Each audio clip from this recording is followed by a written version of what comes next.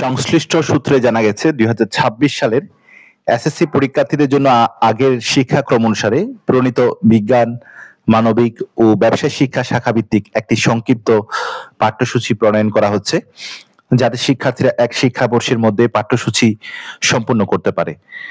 আর আগামী বছর থেকে নবম ও দশম শ্রেণীতে আগের মতো পৃথক বই পড়তে হবে শিক্ষার্থীদের।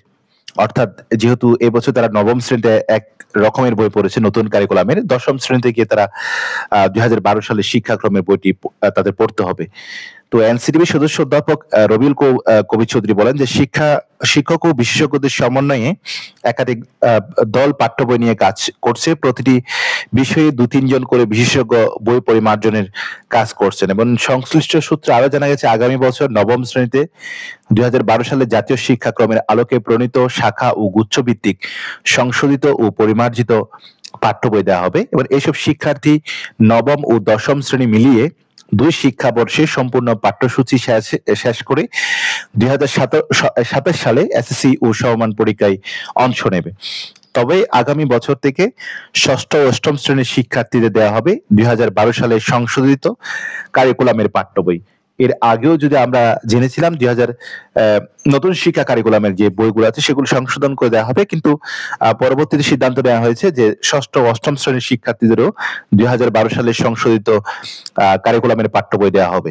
এবং প্রাথমিক স্তরের বিষয়ে যেটা জানা গেছে সেটা হচ্ছে প্রাথমিক স্তরের প্রাক প্রাথমিক, ক্ষুদ্র নৃগোষ্ঠী এবং প্রথম, দ্বিতীয়, তৃতীয় শ্রেণীতেও ২০১২ সালের কারিকুলামে ফিরে আসা হবে এবং ২০২৬ সালে যেহেতু বর্তমান পাঠ্য পুস্তকের সঙ্গে ধারাবাহিকতা রেখে পাঠ্য বইগুলোর পাণ্ডুলিপি প্রয়োজনীয় সংশোধন ও পরিমার্জন করে মুদ্রণ করা হবে। মানে এক্ষেত্রে পাঠদান পদ্ধতি ও মূল্যায়ন প্রক্রিয়া প্রয়োজনীয় যে পরিবর্তন সে পরিবর্তন আনা হবে। তবে আমরা জানি চতুর্থ এবং পঞ্চম শ্রেণীর শিক্ষার্থীরা নতুন কারিকুলামের আওতায় আসেনি, তাই তারা অনেকটা নিরাপদ অবস্থায় রয়েছেন, তারা তাদের মতো করেই পড়ালেখা চালিয়ে যেতে পারবে।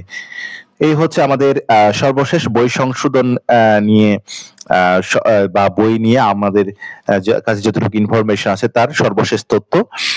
তবে বইগুলোর সংশোধনের কাজ প্রায় শেষের পথে, হয়তো এই মাসের মধ্যেই বই ছাপানোর যে দরপত্র সেই দরপত্রটা আহ্বান করা হবে। Thank you very much.